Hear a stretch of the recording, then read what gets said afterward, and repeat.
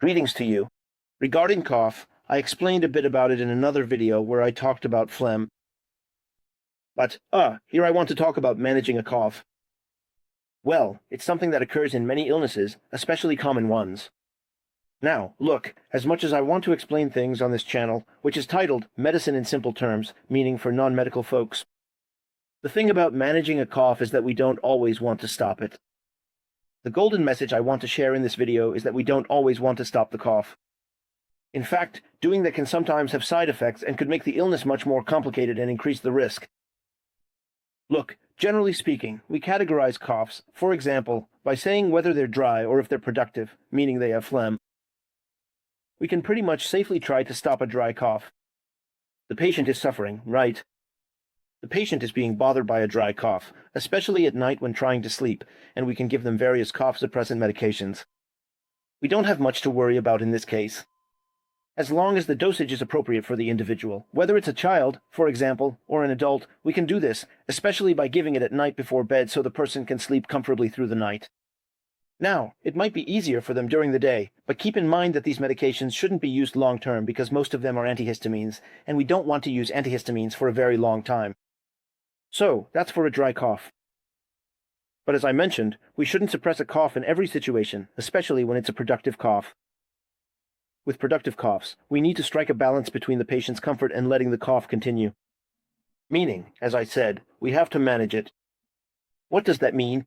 It means that when a cough is productive, it's the body's defense mechanism to get those secretions, which have accumulated in the lungs from whatever the illness was, out.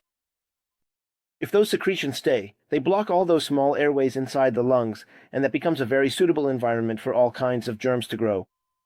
Well, bacteria, fungi, anything really. So, we need the airways to be cleared. This is the body's automatic system that pushes the phlegm out using the cilia on the airway walls, and when it reaches the throat, it triggers the throat, causing the person to cough. And often, in many illnesses, there's just a lot of phlegm. So, we come in and give medications that are mucolytics, meaning, they thin out the phlegm. Well, like guaifenesin, and it helps to get this phlegm out of the lungs more effectively and quickly. So, the key is that we try to let a productive cough continue as long as the patient can tolerate it, until they get better. We don't just say, well, since this kid, for example, is coughing from morning till night.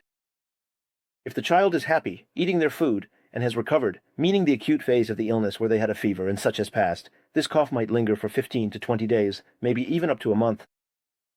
It takes time for that phlegm to come out. The patient has recovered.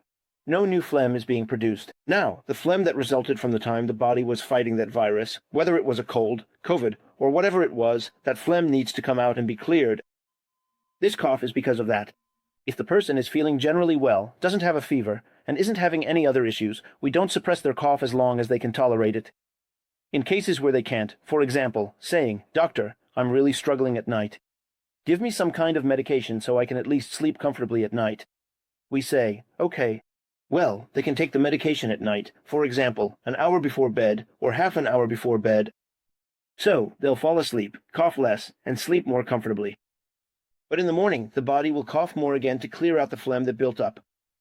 That's fine. That's something we can do if they want to sleep comfortably at night. But then again, when they wake up in the morning, the coughing starts up again. So, as much as possible, this is a form of lung physiotherapy. Basically, a cough that actually has phlegm and involves a lot of lung secretions is a form of lung physiotherapy. We should let them cough as long as, well, not to the point where they're coughing so hard that they damage their larynx or cause inflammation in their trachea. When it gets that severe, it's usually managed by a doctor. But I mentioned this just for your own information, so you're aware of this subtle point. If you have any questions, you can bring them up in that same Telegram group, and I'll answer them. Good luck.